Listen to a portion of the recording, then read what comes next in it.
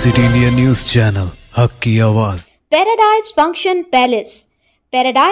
Palace महबूब नगर बल्दिया के ward number 20 मरलू के साबिक काउंसलर और सदर हज सोसाइटी महबूब नगर महमूद अली, मोहम्मद अरशद अली और साबिक काउंसलर रवि प्रकाश और दीगर ने रुकन असम्बली महबूब नगर NM श्रीनिवास रेड्डी और अखिलती मालियती कॉरपोरेशन चेयरमैन उबैदुल्ला कोतवाल की मौजूदगी में कांग्रेस पार्टी में शमूलियत अख्तियार कर ली।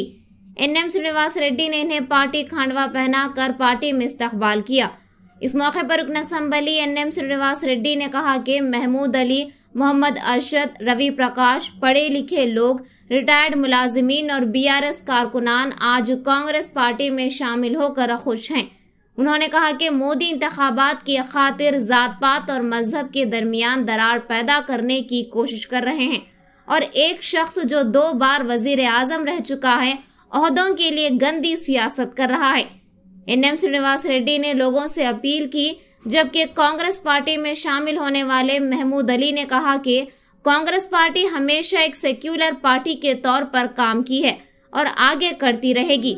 मुल्क को सेक्युलरिज्म पर बाकी रखना है तो कांग्रेस को मजबूत करने की जरूरत है।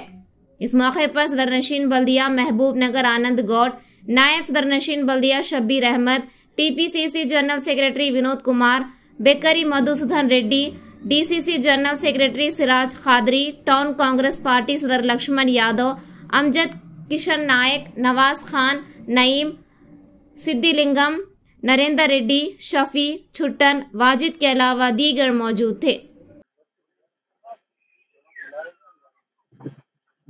कांग्रेस का साथ देना फिलवक्त के हालात के लिए जरूरी है।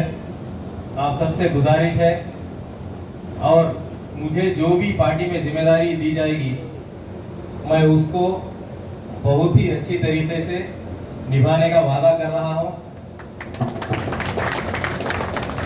50,000 గెలిస్తే అది మన గెలుపు కాదు.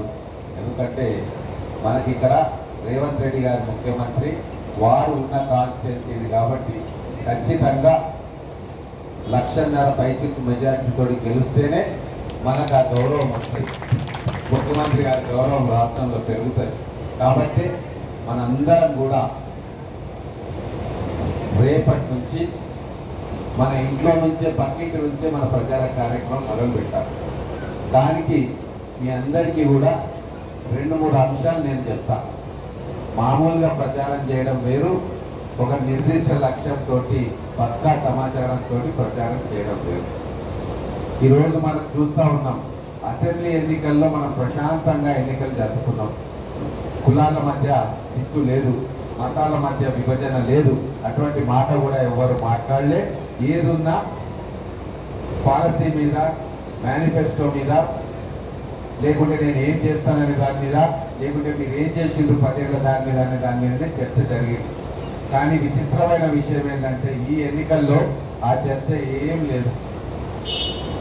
చర్చ ఒకటే ఉంది, భారతదేశ పౌరులను ఎట్లా విడగొట్టాలి, ఎట్లా పొలరైజ్ చేయాలి, ఎట్లా ఓట్లు తెచ్చుకోవాలి అనే ఒక విచిత్రమైన ఎలక్షన్ ఇప్పుడు జరుగుతూ ఉంది.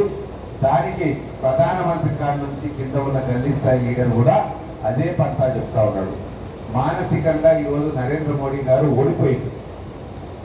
ఎందుకు ఓడిపోయిందంటే ఏ రోజైతే ఒక ప్రధానమంత్రి స్థాయి వ్యక్తి బహిరంగ సభల్లో భారతదేశ విభజన గురించి మాట్లాడుతున్నారో, హిందువుల మధ్య, ముస్లింల మధ్య, మిగతా మైనారిటీ వర్గాల మధ్య వైషమ్యాలను పెంచుతున్నాడో, ఎలక్షన్ సభలో ఆయన మాటలు చూస్తూ ఉంటే గెలుపు అనేది ఆయనకు దరిదాపుల్లో కూడా లేదు, ఓటమి అంచున నిలబడ్డాడు అనేది విద్యులందరికీ, తెలివైన వారికి, రాజకీయ అనుభవం ఉన్న వారికి అర్థమవుతా ఉంది. గతంలో వాజ్పేయి గారిని చూసినాం, మన్మోహన్ సింగ్ గారిని చూసినాం, అంతకంటే ముందు దేవగౌడ గారిని, తర్వాత ఎంతో మంది కాంగ్రెస్ ప్రధానమంత్రులను, జనతా పార్టీ ప్రధానమంత్రులను, నేషనల్ ఫ్రంట్ ప్రధానమంత్రులను, యునైటెడ్ ఫ్రంట్ ప్రధానమంత్రులు కూడా చూసినాం. కానీ ఎవ్వరు కూడా అధికారాన్ని కాపాడుకోవడానికి ఇంత స్థాయికి ఎవరు దిగజారలేదు. కాబట్టి ఈ ఎన్నిక మనకు ప్రెస్టీజియస్ ఎన్నిక. కొత్వాల్ గారు చాలా చెప్పిండ్రు కాన్స్టిట్యూషన్ గురించి, దాని వరకు మీ అందరికీ తెలుసు. అంత అది మనందరికీ తెలుసు, అది మనకు ఎలక్షన్ ప్రచారం మనం చేద్దాం. కానీ అంతకంటే ప్రభావవంతమైనది ఇంకొక అంశం ఏంటి అంటే, ఈరోజు మనం అభివృద్ధిని చూసి ఓటు అడుగుదాం. మనం రాబోయే రోజుల్లో చేయబోయే అభివృద్ధిని కూడా మన ప్రజలకు చెప్పాల్సిన అవసరం ఉంది. ఈరోజు 5 నెలల కాలంలో మన ముఖ్యమంత్రి గారు పాలమూరు బిడ్డ, మహబూబ్ నగర్ ముద్దు బిడ్డ ముఖ్యమంత్రి స్థానంలో కూర్చున్న తర్వాత మన మహబూబ్ నగర్ పార్లమెంటు నియోజకవర్గంలోని 7 అసెంబ్లీలకు వారు శాంక్షన్ చేసిన ప్రాజెక్టుల విలువ 10,000 కోట్ల రూపాయలు. 5 నెలల్లోనే 10,000 కోట్ల రూపాయల ప్రాజెక్టులు మనకు శాంక్షన్ చేయించి కొన్నింటి శంకుస్థాపన చేయించిన రేవంత్ రెడ్డి గారి కోసం ఈ ఎన్నికల్లో ఆయనను బలపరిచి గౌరవించుకోవాల్సిన బాధ్యత ఈ 7 అసెంబ్లీ కాన్స్టిట్యున్సీలో పుట్టిన ప్రతి ఒక్కరికి ఓటర్కి ఉంది అని చెప్పి తెలియజేయాలి.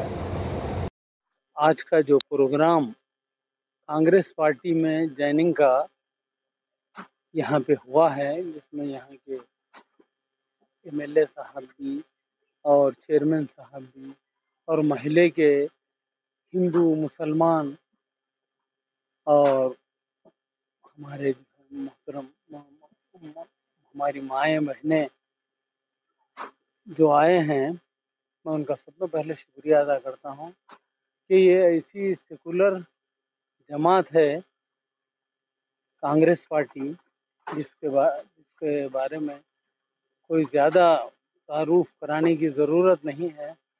इंशाअल्लाह आने वाले दिनों में आप सब हजरात इसका फ़ायदा उठाएंगे. ये पार्टी है, काम करने की पार्टी है और सेकुलर पार्टी है.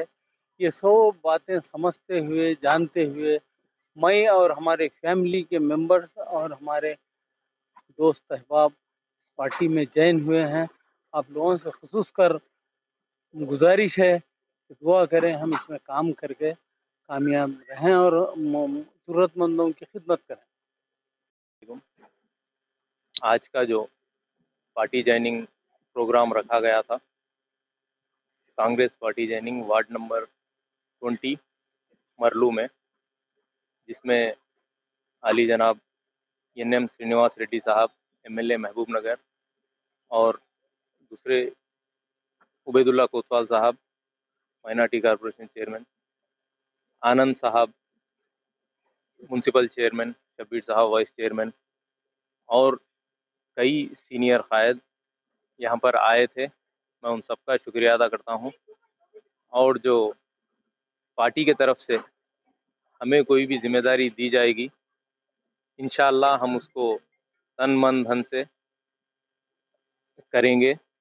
और ये जो आने वाला इलेक्शन है, MP इलेक्शन, सभी लोगों से गुजारिश है कि ज़्यादा से ज़्यादा वोट अपना इस्तेमाल करें और ज़्यादा परसेंटेज में पोलिंग कीजिए और कांग्रेस पार्टी को जिताइए. इसी से हिंदुस्तान में सेकुलरिज्म कायम रहेगा. आप सबसे गुजारिश है. और ख़ास तौर पे वार्ड नंबर 20 में इंशाअल्लाह बाकी वार्डों से कंपेयर करते हुए वार्ड नंबर 20 में मेजॉरिटी कांग्रेस पार्टी को आएगी इंशाअल्लाह. खुदा